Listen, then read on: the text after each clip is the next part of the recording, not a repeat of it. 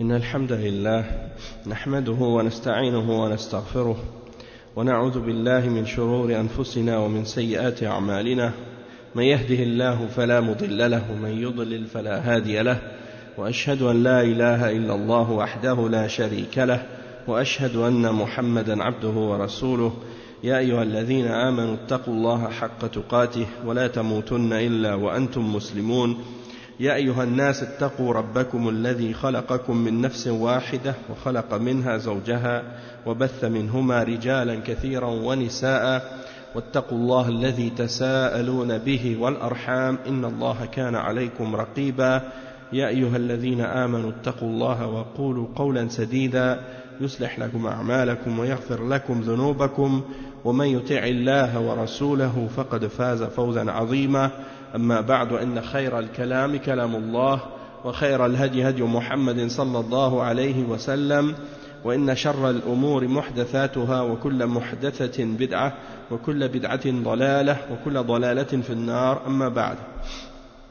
On commence donc aujourd'hui le cours 72 dans l'explication du livre Kitab al-Kaba'ir, écrit par le Cheikh Mohammed ibn Abdul Wahhab, rahimahullah, avec les explications de Cheikh Salih al-Fawzan, hafidhahullah ta'ala.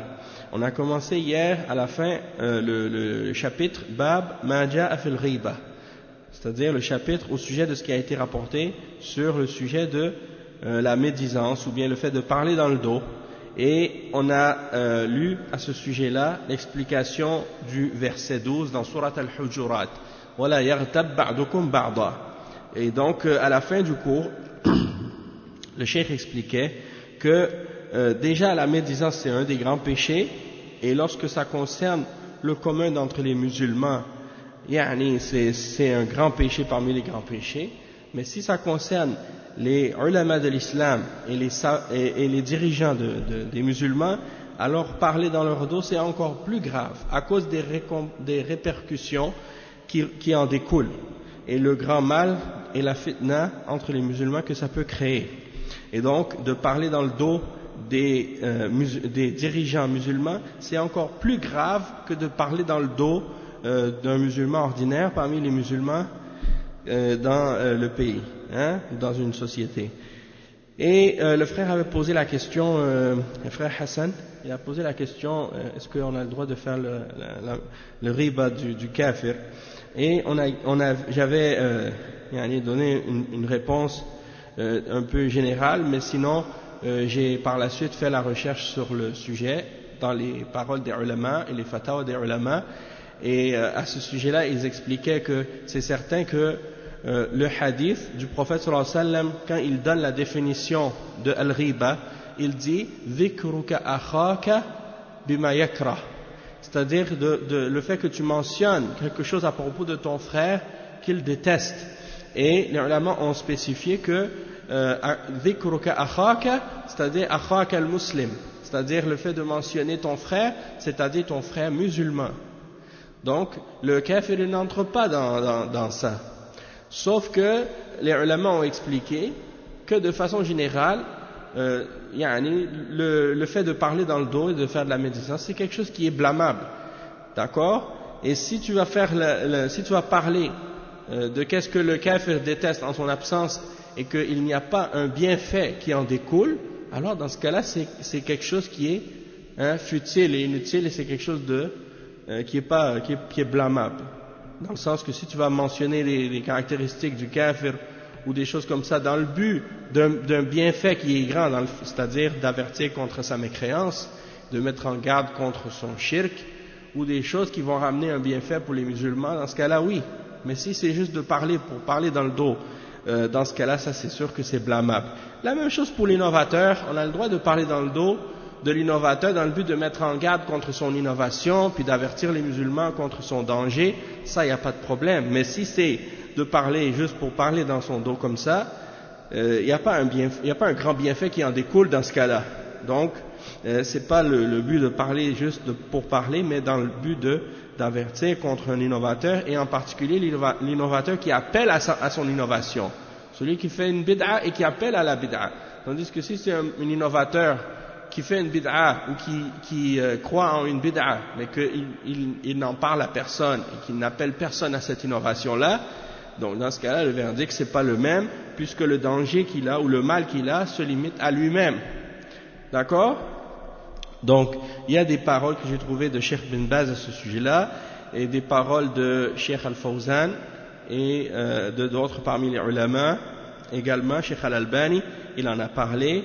Et donc, Cheikh Al-Fawzan, il avait une belle parole aussi là-dessus, qui disait que de façon générale, on ne doit pas parler et de faire de riba, que ce soit du musulman ou du non-musulman. De façon générale, on ne doit pas rentrer dans ces choses-là. D'accord? Ça, c'est la règle de base. Et après, le cheikh, il explique ensuite un autre hadith. Il mentionne un autre hadith dans le chapitre. Le cheikh Mohammed ibn Abdul Wahhab, il cite le hadith de Abi Bakra. Il dit وعن أبي بكر رضي الله عنه أن رسول الله صلى الله عليه وسلم قال في خطبته يوم النحر أي شهر هذا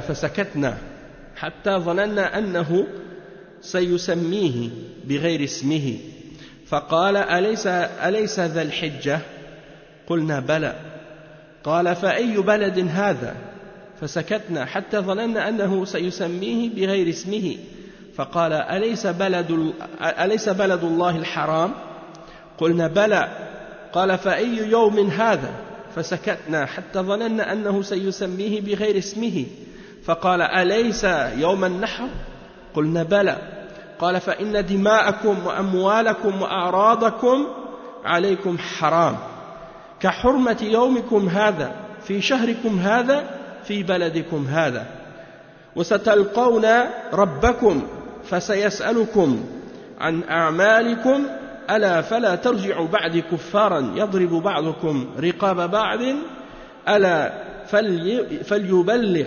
الشاهد منكم الغائب فلعل بعض من يبلغه أن يكون أوعى ممن سمعه ثم قال ألا هل بلغت قلنا نعم قال اللهم اشهد قالها ثلاثا أخرجاه يعني البخاري ومسلم. Donc c'est le hadith de Abi Bakra au sujet du discours d'adieu du messager d'Allah sallallahu alayhi wa sallam, lorsqu'il a fait le hajj avec les sahaba le jour du sacrifice, et il a dit dans son discours, dans son sermon, dans quel mois sommes-nous, quel mois? Alors les gens se sont tus, ils n'ont pas répondu parce qu'ils pensaient qu'il allait l'appeler par un autre que son nom. Alors il a dit, n'est-ce pas que c'est le mois de Dhul Hijjah? Et ils ont dit, certes, ô messager d'Allah. Et il a dit, dans quel pays, dans quel endroit sommes-nous? Alors il dit, nous sommes tus, parce que jusqu'à ce que nous croyions qu'il allait l'appeler par un autre que son nom. Et il dit, n'est-ce pas le pays d'Allah ou la terre d'Allah, Al-Haram, qui est sacré, Al-Haram, Al-Balad Al-Haram? Ils ont dit, certes, ô messager d'Allah. Après il a dit, et quel jour sommes-nous? Et il dit, nous sommes tus jusqu'à ce que on a pensé qu'il allait l'appeler par autre que son nom. Et puis il a dit, n'est-ce pas aujourd'hui le jour du sacrifice, Yawm al-Nahr? Alors ils ont dit, certes, ô messager d'Allah. Et le prophète sallallahu alayhi wa sallam a dit par la suite, votre sang, c'est-à-dire vos vies, vos biens et vos honneurs sont pour vous sacrés et interdits. De la même manière que ce jour est sacré, que ce mois est sacré et que cet endroit, ce pays est sacré. Et donc, il dit, vous allez rencontrer votre Seigneur et il vous demandera au sujet de vos œuvres. Alors ne redevenez pas mécréants après moi en vous frappant le cou les uns des autres et en vous tuant les uns les autres. Et que celui qui est présent transmette cette parole à celui qui est absent. Parce qu'il est possible que celui qui transmette la parole, il la transmette à celui qui a une meilleure compréhension que celui qui l'a entendu. Puis il a dit, ai-je transmis le message correctement? Et les sahaba ont répondu, oui. Alors, le messager d'Allah sallallahu alayhi wa sallam a dit, ô Allah, sois témoin, ô Allah, sois témoin, ô Allah, sois témoin, en pointant vers le ciel. Et ça c'est rapporté par Al-Bukhari et Muslim, et c'est un hadith très célèbre. D'accord? Et le Cheikh Al-Fawzan, il explique donc ce hadith, il dit أما قوله صلى الله عليه وسلم في حديث أبي بكر في خطبة النبي صلى الله عليه وسلم يوم النحر أي شهر هذا فالنبي صلى الله عليه وسلم خطب عدة خطب فقد خطب يوم عرفة الخطبة البليغة العظيمة وخطب يوم النحر وهي هذه الخطبة ليعلم الناس مناسك الحج والأمور العامة وهذه الخطبة البليغة أراد صلى الله عليه وسلم بها أن يبين حرمة المسلم. Donc le cheikh il explique que le prophète Mohammed sallallahu alayhi wa sallam dans ce hadith qui est le hadith de Abu Bakr il fait un sermon et il s'adresse aux Sahaba le jour du sacrifice et il dit dans quel mois sommes-nous? Et le prophète sallallahu alayhi wa sallam il a fait de nombreux sermons durant sa vie et parmi les sermons il y a le sermon du jour de Arafat et il y a le sermon c'était un sermon très éloquent et touchant et le sermon du jour du sacrifice et c'est la partie de ce qu'il a dit dans ce qu'on a lu maintenant. Puis il a enseigné également pendant ce sermon les règles du Hajj et les questions qui sont des affaires générales de l'islam. Et donc c'était une khutbah qui était très touchante et il a voulu par cela clarifier aux musulmans à quel point le musulman est important et comment il est sacré. Comment le musulman, pour un autre musulman, c'est quelque chose de sacré, quelque chose d'interdit, de faire quoi que ce soit, de transgresser contre lui. Et donc il dit وَهَذَا مِنْ كَمَالِ نُصْحِهِ صلى الله عليه وسلم فقال أي شهر هذا وقد أراد أن ينبههم ويلفت الانتباه لخطورة ما أراد أن يبينه لهم فسكتوا وهذا من أدبهم مع النبي صلى الله عليه وسلم. Donc le cheikh il explique que le prophète sallallahu alayhi wa sallam ça fait partie de sa sincérité et à quel point il voulait le bien pour les gens qu'il leur explique ces choses-là, ces aspects de la religion. Et puis il leur dit dans quel mois sommes-nous? Et il a voulu en fait prendre leur attention et attirer leur attention sur le danger de ce qu'il va leur expliquer par la suite. Et eux, ils se sont tus, c'est-à-dire ils n'ont pas répondu, et ça fait partie de leur bon comportement et de leur bonne manière avec le prophète Mohammed sallallahu alayhi wa sallam, parce qu'ils avaient du respect pour lui, et donc ils ne se permettaient pas de parler n'importe quand ou dans n'importe quelle situation avec lui, mais ils attendaient de lui sa réponse quand il leur posait une question. ثم قال أليس ذا الحجة أي الشهر الذي يؤدى فيه الحج وهو من الأشهر الحرم فقال الصحابة بلى ثم سأل أي بلد هذا فسكتوا فقال أليس بلد الله الحرام قالوا بلى يعني صلى الله عليه وسلم بذلك مكة ثم قال فأي يوم هذا فسكتوا وهم يظنون أن النبي صلى الله عليه وسلم سيسميه بغير اسمه ثم إن النبي صلى الله عليه وسلم بعد أن انتبه الصحابة وتهيأت قلوبهم للقول قال أليس يوم النحر قالوا بلى.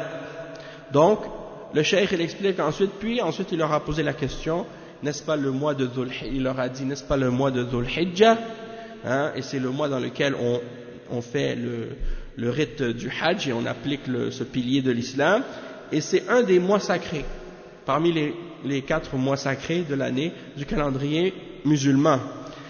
Alors les Sahaba ont dit certes au messager d'Allah. Puis il leur a demandé et dans quel endroit sommes-nous, dans quel pays sommes-nous, et ils se sont tus et il leur a dit n'est-ce pas que c'est la terre d'Allah, la terre sacrée d'Allah, en voulant dire Mecca, et ils ont dit certes au messager d'Allah. Et il a dit et quel jour sommes-nous? Et ça c'est pour dire encore une fois pour prendre leur attention et pour les attirer vers l'attention vers la chose qu'il veut leur expliquer. puis une fois que le cœur des Sahaba a été préparé à entendre la réponse, parce que s'il leur dit la parole directement, ça n'a pas le même effet. Ça n'a pas le même effet que s'il leur pose la question. Hein? Donc il leur pose la question pour attirer leur attention. Après, ils ont envie de savoir qu'est-ce que c'est la réponse. Une fois qu'il a pris leur attention de cette façon, là, il leur donne la réponse. Là, ils vont, ça va avoir un plus grand impact et un plus grand effet sur leur cœur. Alors, une fois que leur cœur est préparé à entendre la parole, et là, il leur dit, c'est, n'est-ce pas, le jour du sacrifice, et ils disent, certes. Alors, le cheikh, il continue, il dit, قال إن دماءكم وأموالكم وأعراضكم عليكم حرام كحرمة يومكم هذا في بلدكم هذا وفي شهركم هذا فالدماء والأعراض والأموال حرمتها كحرمة هذه الحرمات العظيمة وهي البلد الحرام والشهر الحرام والنحر ويوم النحر. Donc le cheikh il dit que par la suite le messager d'Allah sallallahu alayhi wa sallam il a répondu en disant que votre sang, c'est-à-dire votre vie, vos biens et votre honneur, tout ça c'est sacré. De la même manière que ce jour est sacré, que ce pays est sacré et que ce mois est sacré. Et il dit, donc, le Cheikh Al-Fawzan il dit le sang, l'honneur et les biens, tout ça c'est sacré de la même manière que toutes ces choses qu'on a mentionnées, qui sont des grandes choses qui sont respectées par les musulmans et qui sont sacrées pour les musulmans. La terre d'Allah qui est sacrée, le mois qui est sacré, qui est le mois de Dhul Hijjah, et le jour du sacrifice qui est également un jour qui est sacré. Et donc il dit ثم إنه حذر بعد ذلك من أمر خطير فقال لا ترجع بعدي كفارا لا ترجع بعدي كفارا وهذا فيه تحذير ونهي عن انتهاك الدماء. Ensuite, le prophète sallallahu alayhi wa sallam, il a averti contre une chose très grave et très dangereuse, et c'est-à-dire ne redevenez pas après moi mécréants. Et il y a dans ça un avertissement contre le fait de faire couler le sang, de faire couler le sang et de se tuer les uns les autres et des choses de ce genre. Il dit وَقَدْ حَرَّمَ اللَّهُ دَمَ الْمُسْلِمِ وَالْمُعَاهَدِ على حد سواء. Parce que Allah subhanahu wa ta'ala, il a interdit de faire couler le sang du musulman et le sang du non-musulman, al-mu'ahad, celui qui est protégé par une entente de paix entre les dirigeants musulmans et les dirigeants non musulmans. Donc du moment que il y a une entente entre les musulmans et les non musulmans dans les pays musulmans et dans les pays non musulmans, et qu'on a donné notre engagement et notre entente, eh bien, c'est-à-dire que les dirigeants, ils ont signé ces ententes-là et que tous les gens sont d'accord, dans le sens que les dirigeants sont d'accord et les non-musulmans, les dirigeants musulmans sont d'accord et les dirigeants non-musulmans sont d'accord pour que ce soit des relations d'entente et de paix, alors un musulman n'a pas le droit de briser cette entente-là, et un non-musulman non plus, bien entendu, n'a pas le droit de le briser. Et en même temps aussi, lorsque les musulmans viennent dans les pays non musulmans et qu'ils signent pour prendre le visa pour venir chez eux, ou que les non musulmans viennent dans les pays musulmans et qu'ils prennent des visas pour rentrer chez les musulmans, ça veut dire qu'il doit y avoir le respect de ces ententes-là, et ça fait partie de ce genre d'entente aussi.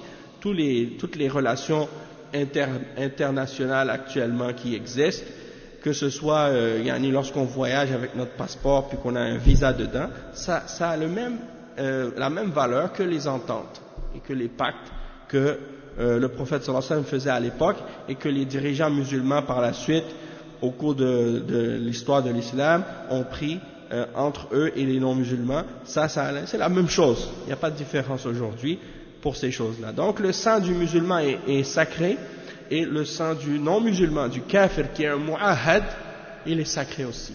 Et ça beaucoup de gens ne comprennent pas, dans le sens qu'ils pensent que les kuffars sont tous dans la même catégorie.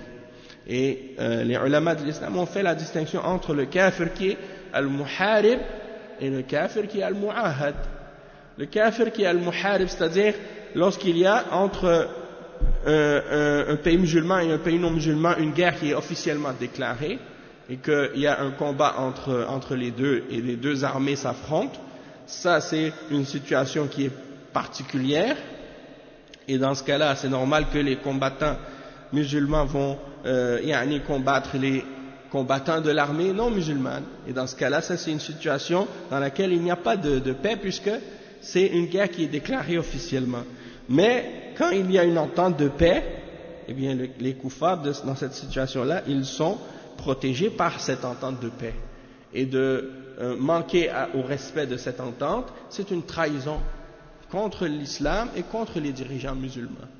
D'accord? Et c'est interdit pour quiconque d'entre les musulmans de justement transgresser cette entente et de faire un tort ou de transgresser contre un non-musulman dans ce cas-là, surtout comme qu'est-ce qui se passe aujourd'hui avec les actes de terrorisme et les attentats et des choses de ce genre. Tout ça, ça rentre dans la trahison contre le dirigeant de l'islam et contre le dirigeant musulman, et ça rentre également dans la trahison de l'islam aussi. Hein? Celui qui fait ça, il trahit l'islam parce qu'il va salir la religion de l'islam par ce genre de comportement et d'attitude. Et donc, le cheikh, il explique, il dit فَلَا يَجُوزُ الِاعْتِدَاءَ عَلَيْهِمَا. Donc, il n'est pas permis de transgresser contre l'un de ces deux-là, c'est-à-dire le musulman ou le mu'ahad parmi les non-musulmans. Et il dit وَلَا سِيَّمَا فِي أَيَّامِ الْفِتْنَةِ فَإِنْ حَصَلَتْ فِتْنَةٌ فَالْمُسْلِمُ يَكُفْ وَلَا يُشَارِكْ فِيهَا. Donc il dit en particulier dans les jours dans lesquels il y a des fitan ou une fitna, dans les jours dans lesquels il y a une fitna, c'est-à-dire quand il y a des situations de désordre et de tribulation dans les pays musulmans, s'il y a une révolte ou il y a une rébellion ou il y a un coup d'État, ou il y a des situations où il y a une guerre civile dans les pays musulmans, pendant ces cas-là, ces situations-là, c'est encore plus important pour que le musulman se retienne de rentrer et de participer dans ce genre de combat-là. Parce que le résultat de ça, c'est qu'il va tuer des musulmans, il va tuer des innocents. Et il n'a pas le droit de faire couler le sang d'un musulman ou d'un mu'ahad parmi les non-musulmans. Donc, s'il voit qu'il y a une fitna, il s'abstient, il s'écarte, il reste chez lui, il ne sort pas vers la fitna et il ne participe pas à cette fitna. Il dit وَأَنْ يَكُونَ عَامِلًا لِلْإِصْلَاحِ بَيْنَ النَّاسِ, et il travaille pour essayer de réconcilier entre les gens. Comme il mentionne après, il dit وَكَمَا قَالَ تَعَالَى وَإِنْ طَائِفَتَانِ مِنَ الْمُؤْمِنِينَ اقْتَتَلُوا فَأَصْلِحُوا بَيْنَهُمَا وَهَذَا هُوَ مَا يَجِبُ عَلَى الْمُسْلِمِ الْإِصْلَاحِ فإن عجز عن ذلك فإنه ينجو بنفسه ويبتعد عن شرها ولا يدخل في الفتنة. Donc le cheikh il dit, Allah subhanahu wa ta'ala dit dans le verset 9 dans sourate Al-Hujurat, et si deux groupes parmi les croyants se sont combattus les uns les autres, alors faites la réconciliation entre les deux. Et il dit ensuite, le cheikh en expliquant ce verset là, il dit ça c'est ce qui est obligatoire pour le musulman, de faire la réconciliation entre les deux. Et s'il est incapable de le faire, alors il se sauve lui-même en s'écartant du mal de cette fitna et en n'entrant pas dans la fitna. Donc il ne rentre pas dans les situations de conflit et de fitna entre les musulmans. Et il dit وَقَوْلُهُ كُفَّارًا الْمُرَادُ بِالْكُفْرِ هُنَا الْكُفْرُ الْأَصْغَرُ وهو الكفر العملي ليس الكفر المخرج من الملة بدليل قوله تعالى من المؤمنين ثم قال في آخر ذلك إنما المؤمنون إخوة. فبعد أن ذكر القتال فيما بين المسلمين لم ينفي عنهم الأخوة في الإيمان. Donc le cheikh il dit, quand le prophète sallallahu alayhi wa sallam a dit ne redevenez pas des mécréants après moi en vous frappant le cou les uns des autres, pourquoi? Parce qu'avant l'islam, les Arabes, c'est ce qu'ils faisaient. Ils se combattaient les uns les autres entre tribus. Une tribu combattait l'autre et ils se coupaient les coups les uns des autres et ils s'entretuaient entre eux. Ça, c'était dans la jahiliya. Alors le prophète sallallahu alayhi wa sallam dit, après moi, ne redevenez pas dans cette même situation-là et dans ce même état dans lequel vous étiez avant l'islam, que vous vous entretuez à l'époque. Hein? Donc ne redevenez pas mécréants dans le sens que vous ne faites pas la même chose que ce que vous faisiez avant l'islam en vous combattant les uns les autres. Et ça, c'est un avertissement, hein, pour justement ne pas faire cet acte-là qui fait partie des caractéristiques des kuffars. Et c'est pour ça que le cheikh il explique par la suite que qu'est-ce qu'on veut dire ici par le kufr. Quand le prophète sallallahu alayhi wa sallam dit ne redevenez pas des kuffars après moi, c'est le kufr mineur, hein, le kufr amali, c'est-à-dire l'action des kuffars. Ça ne veut pas dire de redevenir mécréant dans le sens que si tu tombes dans ce péché-là, tu deviens mécréant et que tu sors de l'islam. Non, mais ça veut dire plutôt que c'est un kufr mineur, hein, qui fait partie des actes des mécréants, mais qui n'est pas nécessairement quelque chose qui fait sortir de la religion musulmane. Naam. Malgré qu'ils s'entretuent. Parce que le meurtre c'est un péché, parmi les grands péchés, ça fait partie des kaba'ir. Mais le fait de faire ce péché-là, ça ne veut pas dire qu'on devient mécréant. Et ça ne veut pas dire qu'on sort de l'islam. La preuve, c'est le verset qu'on vient juste de lire, qui est le verset 9, dans Surat Al-Hujurat, puisque Allah subhanahu wa ta'ala dit « Et si deux groupes d'entre les croyants se combattent ?» Donc, si c'était des mécréants parce qu'ils s'entretuent, ça voudrait dire qu'il ne les aurait pas appelés des croyants. Il les aurait appelés mécréants.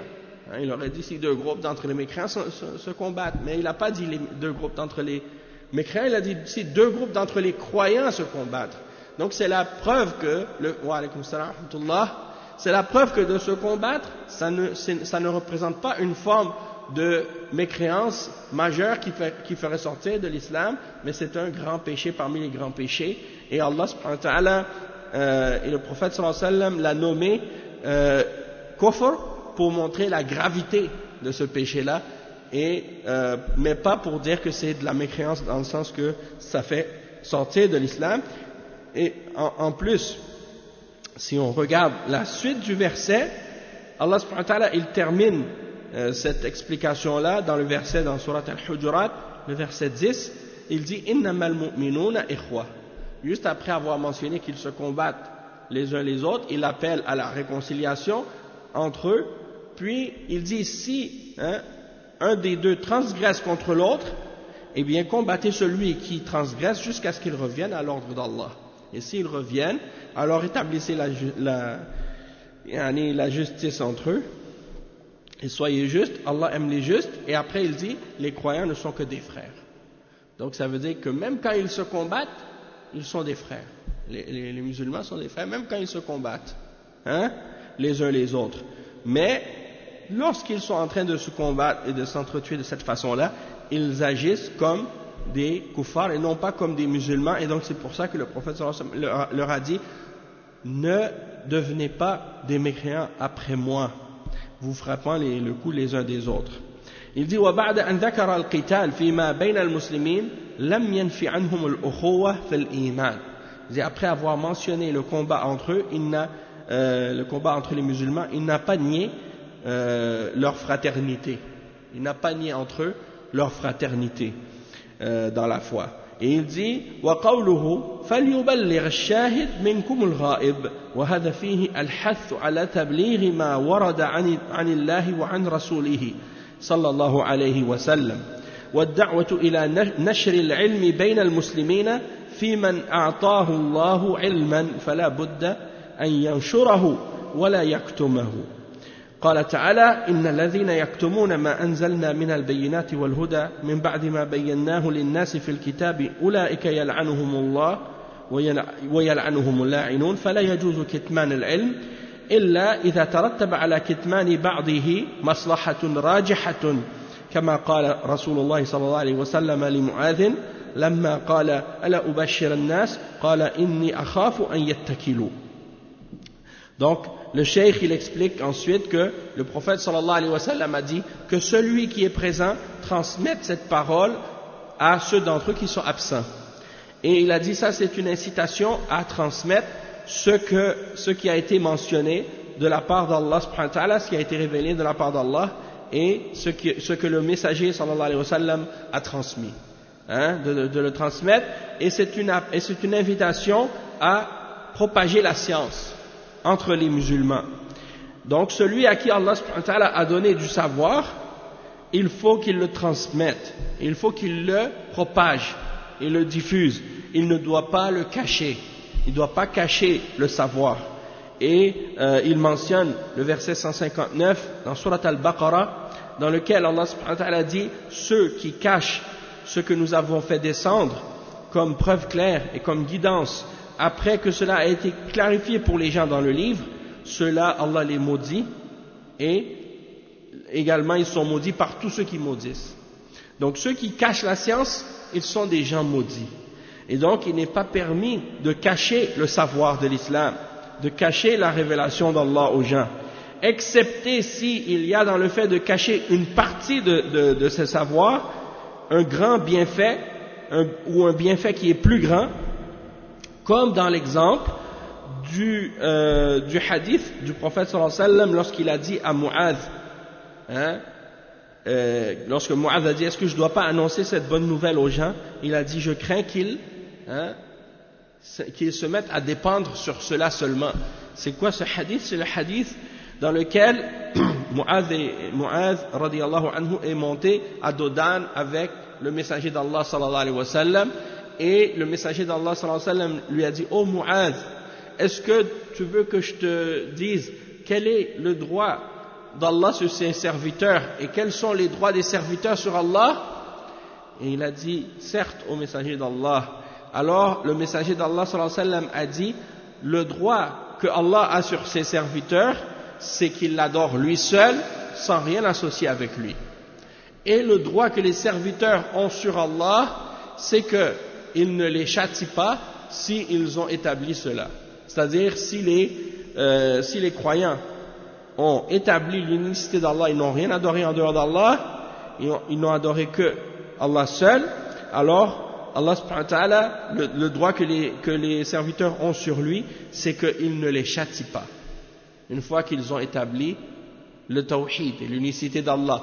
Donc Mu'adh radiyallahu anhu a dit: est-ce que je ne devrais pas annoncer cette bonne nouvelle aux hommes et leur dire?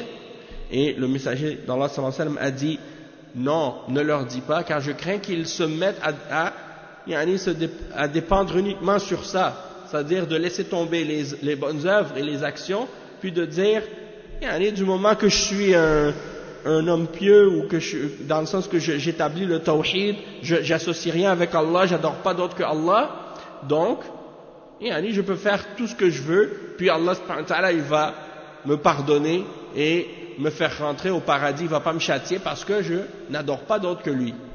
Et donc le prophète sallallahu alayhi wa sallam, pour éviter que les gens comprennent cela, parce que parmi les gens il y a parfois des gens qui ont peu de compréhension de la religion, alors dans ce cas-là, le fait de leur dire ça risque d'avoir un effet disons néfaste ou négatif sur leur religion. Dans ce cas-là, c'est mieux de ne pas leur dire jusqu'à ce qu'ils aient une compréhension suffisamment correcte pour être capables de le prendre et de le comprendre correctement. D'accord? Donc, si tu sais que par exemple, en parlant à des gens d'un sujet, que ce que tu vas leur dire va avoir un effet ou une conséquence mauvaise sur eux, parce que il leur manque certains préalables pour comprendre cette science, alors dans ce cas-là, c'est mieux de ne pas leur dire tout de suite, et de premièrement leur donner les bases et les choses principales pour qu'ils soient capables de les comprendre, puis que par la suite tu leur dis. Et c'est pour cette raison-là que Mu'adh ibn Jabal, par exemple, il l'a dit à la fin de sa vie. Il a mentionné ce hadith. Et il a dit, j'ai peur de mourir en cachant cette science. Et donc, il a mentionné le hadith, et il a rapporté le hadith, et il a mentionné cet exemple-là. Donc, c'est pourquoi, pour faire comprendre que, c'est pas, des fois, il peut y avoir un bienfait à ne pas dire tout à n'importe qui et de dire tout n'importe quand. Et c'est pour ça que souvent les ulama disent les kulli maqam une maqal, c'est-à-dire en chaque circonstance il y a une parole spécifique qui se dit. Il y a des choses qui se disent dans certains moments et d'autres qui se disent pas. Et il y a des choses qui se disent à certaines personnes et d'autres qui se disent pas, dans le sens que il faut voir, peut-être que certaines personnes ne sont pas prêtes à entendre certaines choses parce qu'il leur manque certaines connaissances pour être capable de les comprendre. Et ça ne sert à rien de rentrer dans certaines questions ou certains sujets avec certaines personnes s'ils n'ont pas le niveau nécessaire pour être capable de l'accepter ou de le comprendre correctement. Et c'est pour ça que certains, même parmi les sahaba, je crois que si c'était Ali radiallahu anhu qui disait khatib an-nas ala hasabi uqulihim, je ne sais pas si c'était même un hadith du prophète sallallahu alayhi wa sallam, c'est-à-dire parle aux gens selon le niveau de leur compréhension, de leur intelligence. Aturidu an yukadhab Allah wa rasuluhu, veux-tu que les gens traitent Allah et son messager de mensonges? Tu leur rapportes des choses qu'ils ne sont pas capables de comprendre et ils les renient par ignorance à cause de leur manque de compréhension et de connaissance de l'islam. Donc ça c'est grave, et donc il faut tenir compte de ça. Parfois il y a des gens, non, tout ce qu'ils apprennent ils veulent le dire tout de suite à tout le monde, sans tenir compte du degré des gens, du niveau de compréhension qu'ils ont, du niveau d'intelligence qu'ils ont, et ils prennent tout le monde à égalité. Et ça c'est quelque chose qui est qui ne peut pas se faire. Même dans l'éducation des choses de la dunya, tu ne vas pas sortir des livres d'université à des enfants de primaire. C'est pas possible. Il y a des notions que tu ne peux pas absorber ou comprendre avant d'avoir appris certaines choses avant. Et bien dans la religion, il y a la même chose aussi. Dans la religion aussi, il y a la même chose. Il y a des degrés dans la science. Et donc il dit وَأَمَّا إِذَا لَمْ يَتَرَتَّبْ عَلَى نَشْرِ بَعْضِ الْعِلْمِ مَفْسَدَةً فَإِنَّهُ مِنَ الْوَاجِبِ عَلَيْهِ أَنْ يُبَلِّغَ الْعِلْمِ وَلَا يَكْتُمَهُ لِأَنَّ النَّاسَ بِحَاجَةٍ إِلَيْهِ. Le cheikh il dit, s'il n'y a pas de conséquences négatives à propager une partie de cette science, alors dans ce cas-là c'est obligatoire pour le musulman de le transmettre et de ne pas le cacher, parce que les gens ont besoin de cette science-là. ثم قال رب مبلغ أوعى من سامع.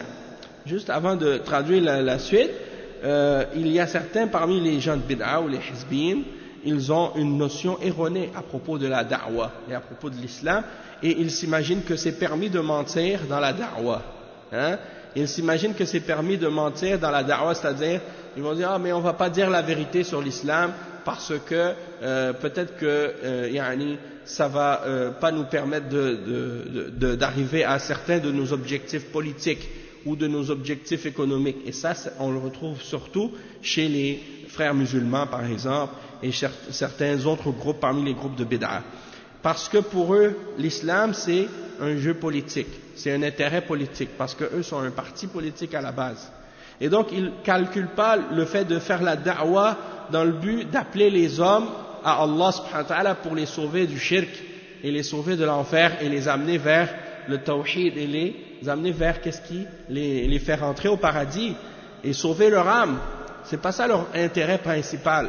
Leur intérêt principal, c'est d'obtenir le pouvoir et d'obtenir de l'argent et de gagner de l'argent. Et donc, tout ce qui les éloigne de leur objectif mondain et futile, alors ils vont dire, si ça nous ramène plus proche de notre but dans la dunya, alors ça a une priorité.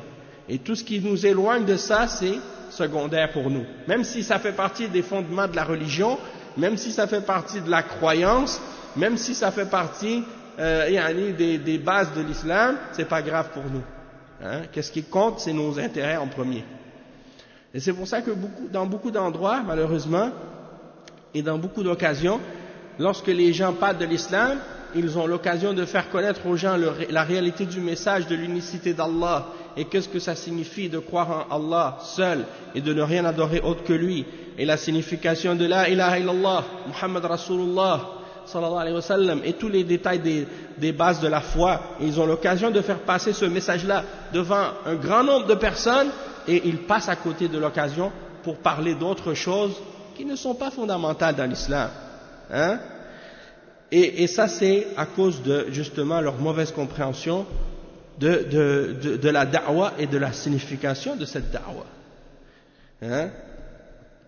Donc ça, c'est triste dans ce sens-là, parce que ils voient les choses juste pour des intérêts futiles et matériels. Après, le cheikh, il dit ثم قال رب مبلغ أوعى من سامع فالناس يتفاضلون في هذا فمنهم من يحفظ النصوص ولكنه قليل الفهم لا يستطيع أن يعرف ما فيها من أحكام ألفاظ هذه النصوص الذين لم يحضروا ولم يسمعوا ما سمع من الأمور العلمية فقد يكونون أفقه ممن حضروا فيستفيدوا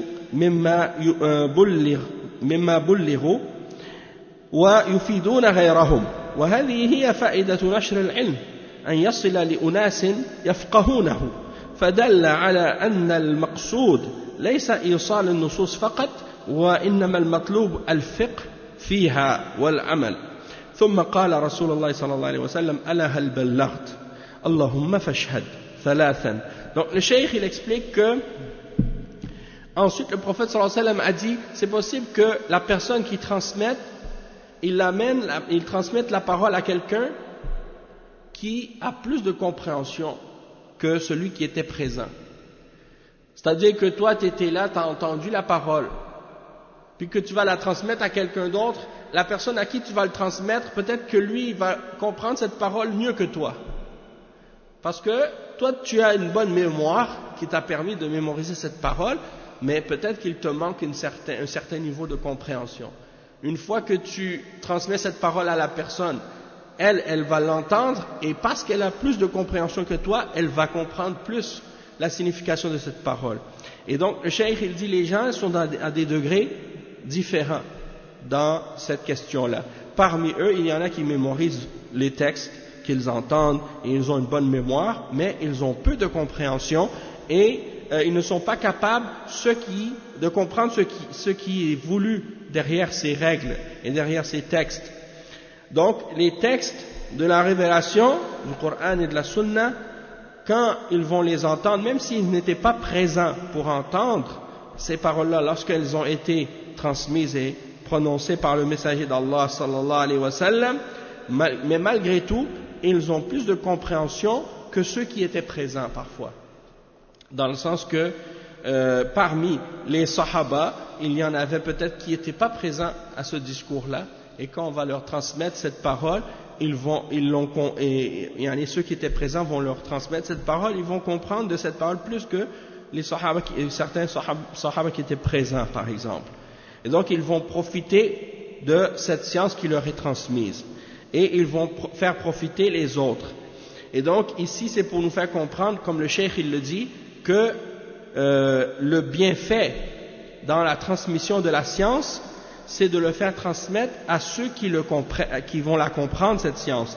Et que le but également de transmettre cette science, ce n'est pas uniquement de faire transmettre et de faire propager les textes de la révélation seulement, mais le plus important, c'est de comprendre ces textes-là et de les mettre en application. C'est-à-dire que si, par exemple, on prend le mushaf et on prend les livres de hadith au complet et qu'on les lit du matin jusqu'au soir pour savoir qu'est-ce qui est dedans, mais qu'on n'a pas de compréhension, eh bien, est-ce que ça va vraiment nous profiter? Pas beaucoup. Par exemple, il y a des gens qui sont par exemple non arabes, mais ils savent lire l'arabe. Et ils vont prendre le mushaf, ils le connaissent du début jusqu'à la fin, ils l'ont mémorisé par cœur. Ils vont prendre Sahih al-Bukhari, peut-être même qu'ils ont mémorisé Sahih al-Bukhari, Sahih Muslim, ils peuvent le lire du début jusqu'à la fin, en arabe. Mais tu leur demandes qu'est-ce qui est écrit, ils ne peuvent pas te dire un mot, qu'est-ce qui est écrit dedans. Ou bien, ils peuvent comprendre l'arabe, mais ils n'ont pas la compréhension de la religion. Donc, ils lisent les textes, mais ils ne comprennent pas la signification de ces textes. Et ils ne sont pas capables d'extraire quoi que ce soit de ces textes-là comme règle ou principe, parce qu'ils n'ont pas de compréhension de ces textes-là. Et c'est pour ça que le cheikh il dit le plus important, c'est pas seulement de lire ces textes ou d'entendre ces textes-là, mais d'avoir la compréhension de ce que ces textes-là signifient et de les mettre en application. Et puis ensuite, le messager d'Allah sallallahu alayhi wa sallam a dit, ala hal ballagt, il demande aux sahaba, est-ce que j'ai transmis le message correctement? Est-ce que j'ai transmis le message de mon Seigneur?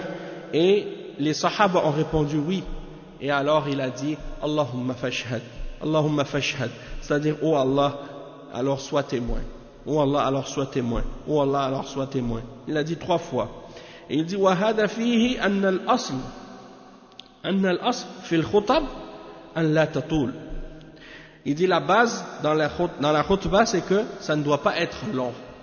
Les sermons et les discours doivent être résumés, doivent être courts.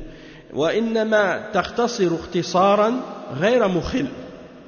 Donc tu dois résumer l'information, mais résumer sans non plus qu'il y ait de manque dans ton explication.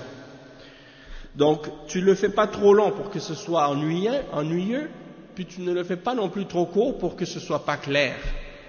D'accord?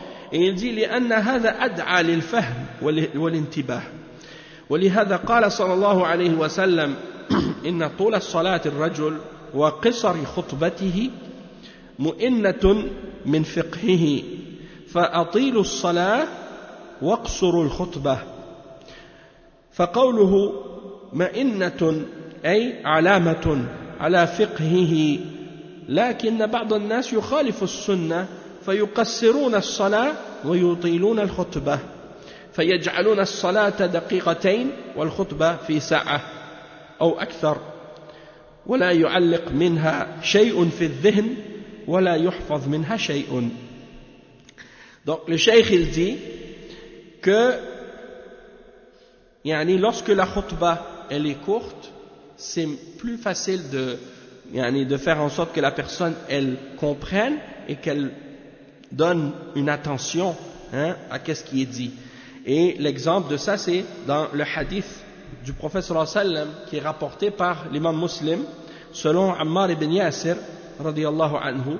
Il dit la longueur de la durée de la salat plus longue et la khutbah plus courte, c'est un signe de la compréhension de celui qui fait le sermon.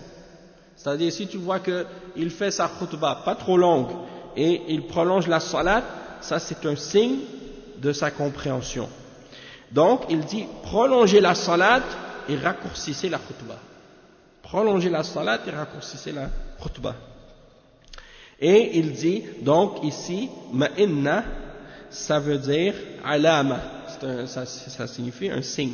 Donc c'est un signe de sa compréhension. Alamatun ala fiqhihi. Mais il dit, mais certaines personnes, ils contredisent la sunna. Et ils raccourcissent la salat et ils prolongent la khutbah. Et donc, ils font la salat, ils la font 2 minutes. Et la khutbah, ils la font 1 heure ou plus. Donc, quand c'est comme ça, subhanallah, quand c'est comme ça, à la fin, les gens, ils vont même pas se rappeler de grand chose de ce qui a été dit dans la khutbah, parce que la khutbah était tellement longue et les gens s'en rappellent même plus par la suite. Et il y a un frère qui me parlait de ça justement, il me disait qu'il a prié dans une mosquée pendant des années parce que c'était proche de son travail et que il a dit, depuis le temps que j'ai assisté à la khutbah de cet imam, il dit, j'ai jamais compris qu'est-ce qu'il a voulu dire. Et pourtant, il parle arabe, sa khutbah est en arabe, et lui, il comprend l'arabe, mais son sujet est tellement vague, et il parle de choses, mais sans jamais être clair, alors à la fin, tu comprends pas de quoi il parle, et de qu'est-ce qu'il veut réellement dire. Alors que le musulman, en principe, il est supposé d'être clair, et de faire comprendre aux gens qu'est-ce qu'il veut dire dans sa khutbah, et quand il parle de certains problèmes ou de certaines situations, il doit dire les choses telles quelles et faire comprendre aux gens l'objectif et le but de sa khutbah. Pas juste de faire des discours abstrait où il parle de certaines choses, on ne sait même pas de quoi il parle et on ne sait même pas de qui il parle, et le but de sa khutbah, on n'arrive même pas à le comprendre, du début jusqu'à la fin. Allah musta'an. Donc ça, c'est des exemples comme ça. Et il dit ensuite, il cite un autre hadith. Il dit, وَلَهُمَا il dit وَلَهُمَا, c'est-à-dire le Bukhari wa Muslim, عند ابن عمرو رضي الله عنهما مرفوعا أن رسول الله صلى الله عليه وسلم قال المسلم من سلم المسلمون من لسانه ويده والمهاجر من هجر ما نهى الله عنه. Donc le cheikh il cite ce hadith qui est rapporté par Al-Bukhari et Muslim selon Ibn Amr. Il dit radiyallahu anhuma que le messager d'Allah sallallahu alayhi wa sallam a dit, le musulman, un vrai musulman, c'est celui dont les autres sont en sécurité vis-à-vis de sa langue et vis-à-vis de sa main. C'est-à-dire que tu n'as pas besoin d'avoir peur de sa main ni de sa langue. Il ne va pas te faire de tort. C'est ça un vrai musulman. Al-Muslim, man salima al-muslimun min lisanihi wa yadihi. C'est-à-dire le musulman, le vrai, c'est celui que tu n'as pas besoin de craindre vis-à-vis de lui, tu n'as pas besoin de craindre sa langue, tu n'as pas besoin de craindre sa main. Tu es en paix, tu es en sécurité avec lui dans ces choses-là. Et il a dit wal muhajir man hajara ma naha Allahu anhu. C'est-à-dire la personne qui a réellement fait la hijra, qui a quitté par exemple la définition de la hijra, c'est de quitter les terres des non-musulmans pour aller vivre dans les pays musulmans. Ben le vrai muhajir, c'est celui, non seulement il a quitté les non-musulmans pour aller vers les musulmans, mais il a quitté ce que Allah lui a interdit. Il s'est écarté de ce que Allah lui a interdit. Parce qu'il y en a, Allah al-Musta'an, comme une fois il y a un cheikh qui a expliqué, il y en a qui ont quitté les pays non-musulmans pour aller vivre chez les musulmans, puis une fois qu'ils arrivent chez les musulmans, ils continuent à faire toutes sortes de choses mauvaises qu'ils faisaient lorsqu'ils habitaient parmi les non-musulmans. Ça, c'est pas une hijra complète. Ça, c'est juste une partie de la hijra. C'est pas le vrai sens de la hijra. La hijra, à la base, c'est de s'écarter des péchés et de s'écarter de ce que Allah a interdit.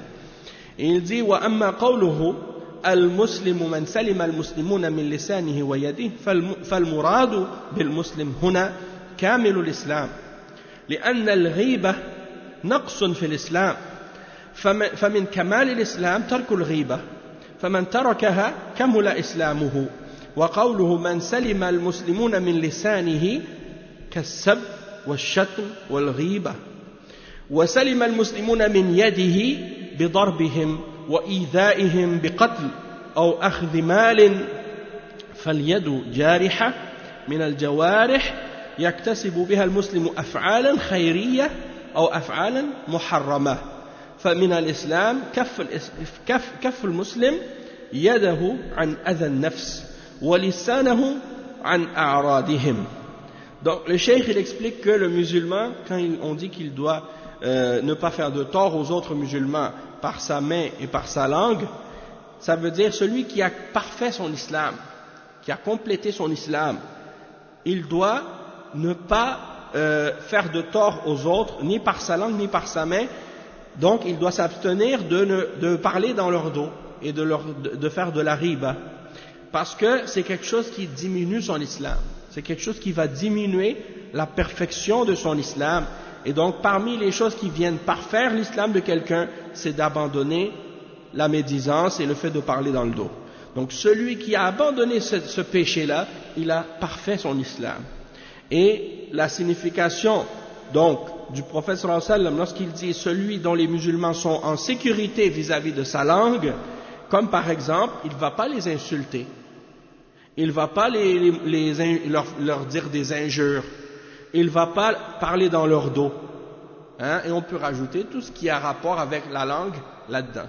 Le fait d'être vulgaire, d'être grossier, d'être impoli, d'être d'insulter, de dire des gros mots, et ainsi de suite. Tout ça, ça ne fait pas partie du comportement ni du caractère du musulman. Et donc le musulman doit s'abstenir et s'écarter de tout ça. Wa alaykum salam wa rahmatullahi wa barakatuh. Puis ensuite il dit wa yadihi, c'est-à-dire que les autres musulmans vont être en sécurité vis-à-vis de sa main, dans le sens qu'il ne va pas les frapper, il ne va pas les tuer, il ne va pas prendre leurs biens, leur argent, hein? Il ne va pas leur faire du tort avec ses mains non plus. Donc il ne va pas leur faire du tort ni par sa langue, ni par ses mains. Ça c'est le vrai musulman. Plus il se rapproche de l'application de l'islam, puis il s'écarte de ces péchés-là, eh bien plus il a parfait son islam, plus son islam est complet. Et donc, il dit que la langue et les mains sont des membres parmi les membres du corps, avec lesquels le musulman peut faire des bonnes choses, comme il peut également faire des choses interdites avec. Donc, celui qui veut parfaire son islam, eh bien il va s'abstenir de faire du tort aux autres avec sa main et avec sa langue. Il ne va pas salir leur honneur et des choses de ce genre. فإسلام العبد يحتاج إلى المحافظة عليه مما يؤثر فيه من الأقوال المخلة والأفعال القبيحة وسائر التصرفات. فالمسلم يكون مسلما فيما بينه وبين الله بإخلاص العبادة له وتسليم قلبه له، ويكون مسلما بينه وبين المسلمين بكفه لسانه عن شتمهم ويده عن ضربهم وإيذائهم. فأفضل المسلمين من جمع إلى أداء حقوق الله تعالى أداء حقوق المسلمين. Donc ça c'est très bien dit. Le cheikh il explique que l'islam d'un homme, l'islam d'un serviteur a besoin d'être préservé de tout ce qui peut affecter son islam, que ce soit des paroles ou des actions qui sont laides ou des actions qui sont mauvaises ou tout autre comportement. Et donc le musulman, il y a deux dimensions si on veut par rapport à sa religion. La dimension du musulman dans sa relation entre lui et Allah subhanahu wa ta'ala, son créateur, hein, il doit faire attention à ça parce que ça c'est la base, ta relation avec Allah subhanahu wa ta'ala, comment tu lui obéis, comment tu respectes ses commandements, comment tu t'écartes de ses interdictions et ainsi de suite.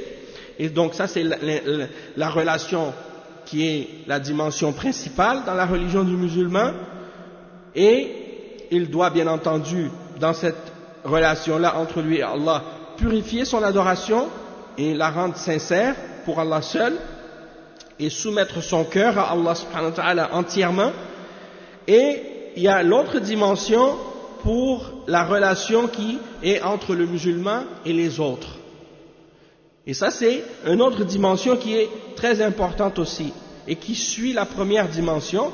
Et ça c'est c'est dans le fait que le musulman retienne sa langue d'insulter et retienne sa main de frapper ou de faire du tort aux autres. Et donc le musulman qui est le meilleur musulman et qui est le plus complet dans sa foi et dans son islam, c'est celui qui a réuni ces deux dimensions-là. En plus d'avoir respecté les droits d'Allah, il respecte également le droit des autres musulmans. D'accord? Et donc, c'est pour faire comprendre que le musulman doit réunir ces deux aspects dans sa vie. Et il dit ensuite, pour expliquer la fin du hadith, وَقَوْلُهُ وَالْمُهَاجِرُ مَنْ هَجَرَ مَا نَهَى اللَّهُ عَنْهُ الْهِجْرَةُ فِي اللُّغَةِ هي ترك الشيء. وقال تعالى والرجز فاهجر، أي اترك عبادة الأصنام، ومنه ترك الوطن والخروج منه إذا كان في بقائه فيه مضرة على الدين. فالمسلم يفر ويخرج بدينه إلى مكان يأمن فيه على دينه. لذلك قال العلماء في تعريف الهجرة هي الانتقال من بلد الكفر إلى بلد الإسلام فرارا بالدين. Donc le cheikh il explique que ensuite le prophète Mohammed sallallahu alayhi wa sallam a dit, celui qui est un muhajir, qui a vraiment appliqué la hijra, c'est celui qui s'est écarté de ce que Allah lui a interdit. Parce que la signification linguistique du mot hijra ça veut dire le fait d'abandonner quelque chose, de laisser quelque chose. Et c'est pour ça que Allah subhanahu wa ta'ala dit dans le verset 5 dans Surat Al-Muddathir وَالرُّجْزَ فَهْجُرْ, c'est-à-dire abandonne et délaisse l'adoration des idoles, écarte-toi-en. Et donc on peut dire également hajrul watan, le fait de délaisser une terre ou de sortir d'un endroit ou d'une ville ou d'un pays, lorsque dans le fait de rester dans cet endroit-là, il y a un mal pour nous dans notre religion. C'est-à-dire que si tu restes à cet endroit-là, ça va te faire du tort dans ta foi, ça va te faire du tort dans ta religion. Dans ce cas-là, tu dois t'enfuir vers un autre endroit pour protéger ta religion, pour garder ta religion. Ça c'est la chose la plus importante pour le musulman. C'est-à-dire qu'un musulman, il ne possède rien dans cette vie de plus précieux que sa religion. Et donc, s'il arrive dans une situation où le fait de vivre dans un endroit a un effet néfaste sur sa religion et sur sa foi, eh bien, dans ce cas-là, qu'est-ce qu'il doit faire? Il doit mettre au second plan les intérêts matériels et les choses matérielles et voir la priorité qui est de préserver son islam et de quitter l'endroit dans lequel il n'est pas capable justement de préserver sa foi et sa religion correcte et de s'en aller vers l'endroit où il va pouvoir justement établir sa religion et la préserver et garder sa foi. D'accord? Parce que sinon, si quelqu'un dit bon, finalement, là où je suis, j'ai la belle vie, j'ai une belle maison, j'ai un bon travail, j'ai tout ce que je désire dans la dunya, et même si ça affecte ma foi, mais c'est pas grave, parce que l'important pour moi c'est ma dunya. Et donc, si j'ai ma dunya, le reste c'est pas important. Même si c'est ma religion qui est affectée, je reste quand même, ça veut dire que là, dans ce cas-là, il y a un problème. Et donc, le cheikh, il explique, il dit, le musulman, quand quelque chose affecte sa religion, il doit s'enfuir et aller dans l'endroit où il va être en sécurité vis-à-vis de sa religion. Et c'est pour cette raison-là que les ulama de l'islam ont défini al-hijra en disant que c'est le fait de déménager ou de quitter d'un pays de mécréance vers un pays d'islam pour s'enfuir avec sa religion, c'est-à-dire s'enfuir dans le but de préserver sa religion. كما هاجر الرسول صلى الله عليه وسلم وأصحابه من مكة إلى المدينة فرارا بدينهم والهجرة باقية إلى قيام الساعة. قال النبي صلى الله عليه وسلم لا تنقطع الهجرة حتى تنقطع التوبة ولا تنقطع التوبة حتى تخرج الشمس من مغربها أي عند قيام الساعة حتى تخرج الشمس إلى خلاف مخرجها من المشرق فتخرج من المغرب. يقول الله تعالى يوم يأتي بعض آيات ربك لا ينفع نفسا إيمانها لم تكن آمنت من قبل فإذا خرجت الشمس من مغربها تنقطع الهجرة ويغلق باب التوبة ويبقى المسلم على إسلامه والكافر على كفره عليه علامة الكفر. Donc le cheikh il explique que le prophète sallallahu alayhi wa sallam il a mis la hijra en application lui-même ainsi que ses compagnons en quittant Makka pour aller à Médine pour s'enfuir avec leur religion. Et la hijra, le verdict de la hijra, c'est-à-dire le verdict de quitter une terre de mécréance pour aller s'installer dans une terre d'islam, c'est un verdict qui demeure valable et qui continue à être obligatoire ou bien selon le cas, soit recommandé ou obligatoire jusqu'à la fin des temps. Les ulama ils ont expliqué que la hijra ça peut être soit obligatoire ou soit recommandé. Obligatoire dans le cas où tu es capable de le faire, tu as les moyens et tu n'es pas capable de pratiquer ta religion correctement dans l'endroit où tu es. Dans ce cas-là c'est une obligation pour toi de quitter et d'aller dans un pays où tu vas être capable d'appliquer ta religion correctement et de préserver ta foi. Et le cas où c'est recommandé, il dit c'est l'endroit où tu es, c'est un endroit, ça, par exemple, c'est un pays non musulman, mais tu es capable de pratiquer ta religion ouvertement et tu as les moyens de quitter. Dans ce cas-là, c'est pas obligatoire de le faire, mais c'est recommandé de le faire. D'accord? Et le cas où la personne est excusée de faire la hijra, c'est le cas dans la situation où, par exemple, il est dans un pays où c'est un pays non musulman, il a de la difficulté à pratiquer sa religion ouvertement, mais il n'a pas les moyens et il n'a pas la capacité de quitter. Dans ce cas-là, il est excusé jusqu'à ce qu'il ait les moyens et la capacité de le faire. Et ça, c'est les détails de ce que les ulama de fiqh ont mentionné au sujet de cette question. Et donc, le verdict de la hijra peut être différent d'une personne à une autre et peut être différent d'un endroit à l'autre. Et ça, c'est important aussi de le comprendre comme il faut. Ensuite, le cheikh, il dit donc que le verdict de la hijra, il continue jusqu'à la fin des temps, et la preuve de ça, c'est le hadith du prophète sallallahu alayhi wa sallam, qui est rapporté par l'imam Ahmad, selon Muawiyah ibn Abi Sufyan. Il dit que la hijra ne va pas cesser, hein, le verdict de la hijra, il ne va pas cesser jusqu'à ce que la repentance soit coupée, ou soit terminée. Et la repentance, c'est-à-dire le fait que Allah accepte la repentance de ceux qui demandent pardon, elle ne va jamais cesser d'être valable ou d'être acceptée par Allah jusqu'à ce que le soleil se lève de son coucher. C'est-à-dire le soleil, à la fin des temps, il va se lever dans l'autre direction.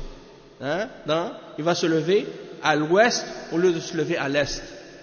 Donc ça, c'est un des plus grands signes de la fin des temps. Et après ce signe-là, Allah n'accepte plus de repentance. Il n'accepte plus non plus l'islam de celui qui veut se convertir.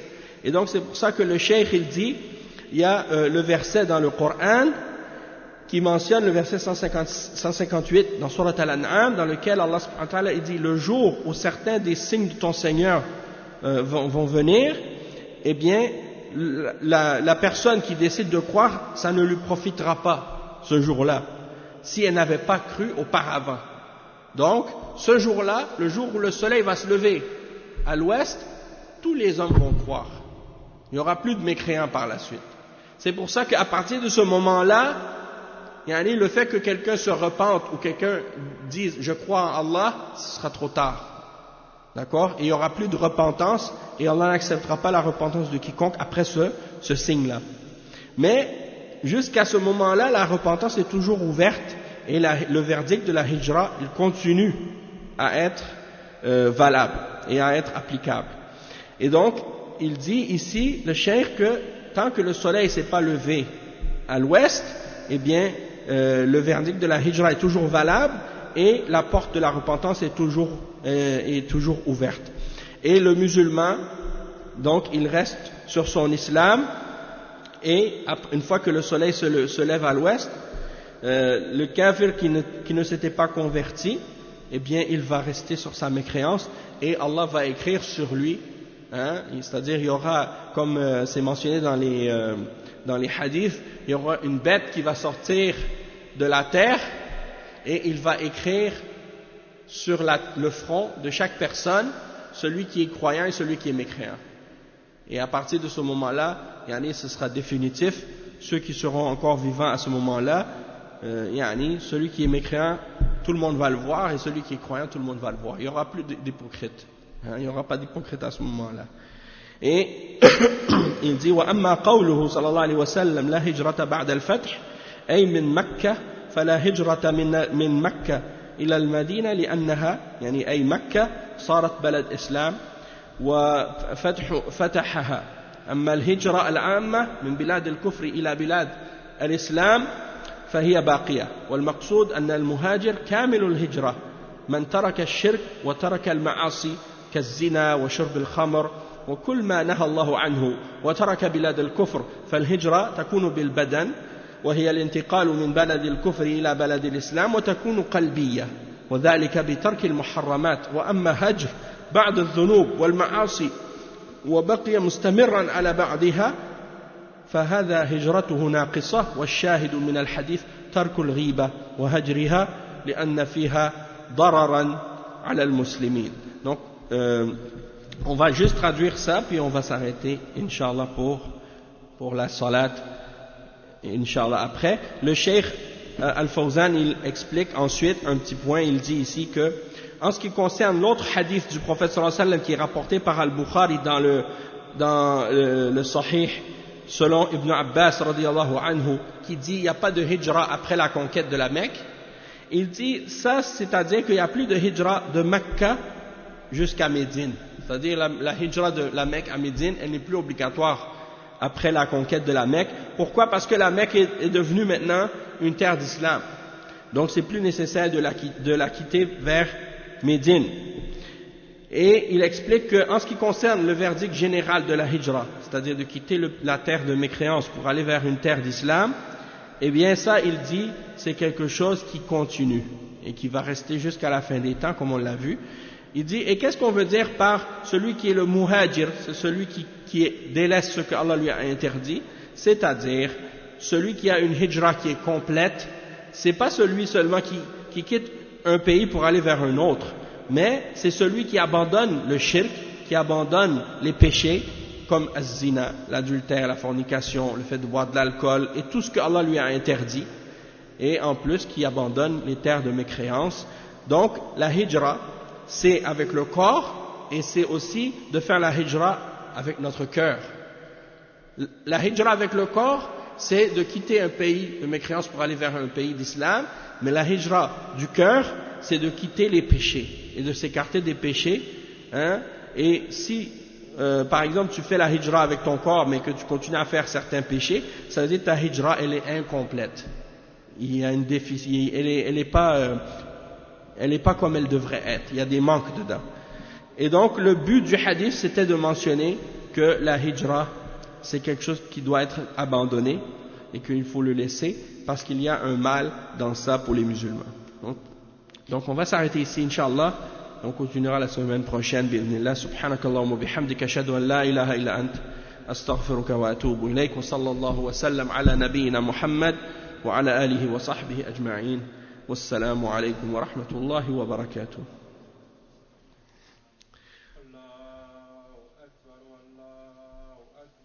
Allahu akbar, Allahu akbar. Allahu akbar, Allahu akbar. Allahu akbar, Allahu akbar.